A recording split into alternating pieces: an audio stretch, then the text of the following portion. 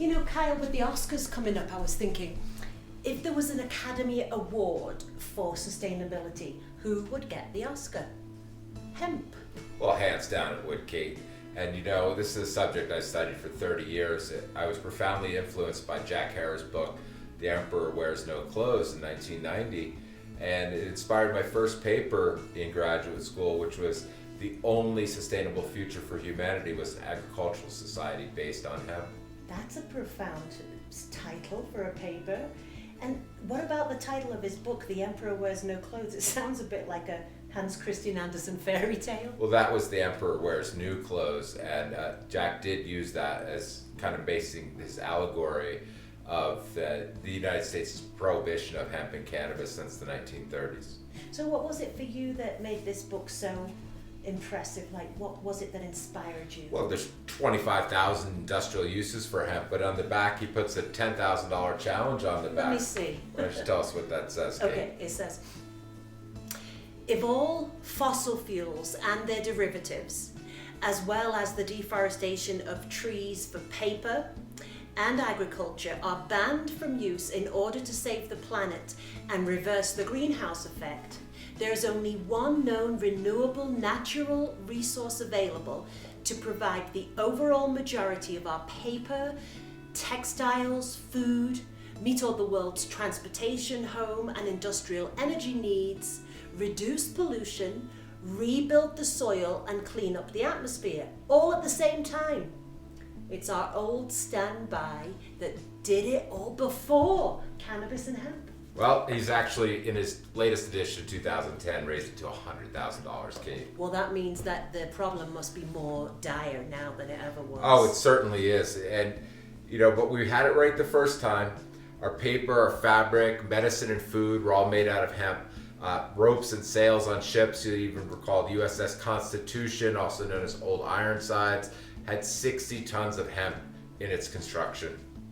And didn't they used to incentivize farmers to actually grow hemp? I think it was even more than that, Kate. It was actually mandated that the farmers had to grow hemp because it was actually the basis of our society, the hemp fiber. So what was it in your paper that you suggested people do? Well, regenerative techniques, less tilling, because when you till the soil, you allow all that carbon that's been sequestered into the soil back up into the atmosphere. Cover crops can keep down your weeds, companion plants that don't fight for nutrients with the particular plant you're growing. They are beneficial to each other because the soil is a living microbiome and we've got to enrich it and keep it in its dynamic living state. And are there any other crops that are like this? I mean, it seems to me that we see a lot of modern day farming. And what's wrong with modern day farming? Well, pesticides, herbicides, over-tilling the soil, you're actually compacting the soil, you're salinating the soil, and you know, it's just not a living, dynamic microbiome anymore.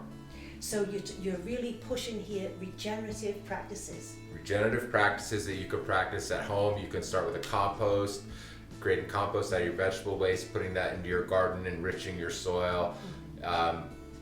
It's just a tremendous way to be sustainable. So basically, it's not just farmers who can be more regenerative. It is us as well, with our own gardens, growing our own plants.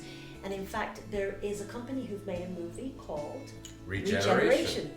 Earth Heroes TV made this wonderful movie, and we're going to be doing a screening of it at our local library. On Earth Day? On Earth Day, yeah. This year. 22nd.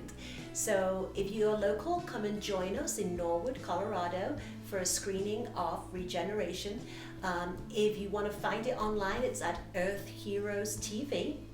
And also, don't forget to sign up for our newsletter, where you will find all about CBG, special discounts on our products. We focus primarily on CBG. That's the latest discovered cannabinoid, but I must say it's the OG or the mother cannabinoid because all the lines of cannabinoids, CBC, CBD, and THC, all come from CBG, cannabidiol. But CBG doesn't get you?